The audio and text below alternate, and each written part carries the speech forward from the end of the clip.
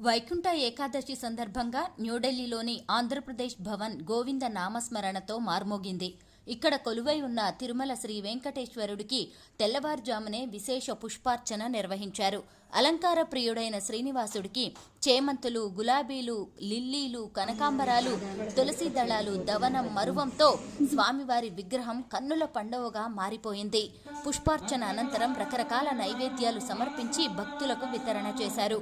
శ్రీవారి సన్నిధిని పూలు, పండ్లతో అద్భుతంగా అలంకరించి భక్తులకు ఉత్తర ద్వార దర్శనం కల్పించారు. వైకుంఠ ఏకాదశి రోజు శ్రీ మహావిష్ణువు యోగ నిద్ర నుంచి లేస్తారని, వైకుంఠ ద్వారాలు తెరుచుకుంటాయని భక్తుల విశ్వాసం. ఉత్తర ద్వారం గుండా స్వామివారి దర్శనం చేసుకుంటే ముక్తి, మోక్షం లభిస్తాయని నమ్ముతారు. ఓవైపు ఎముకలు కొరికే చలి వణికిస్తున్నా దగ్గర్నుంచి స్వామివారి విశేష పూజలు చూడడం ఎంతో ఆనందంగా అనిపించింది.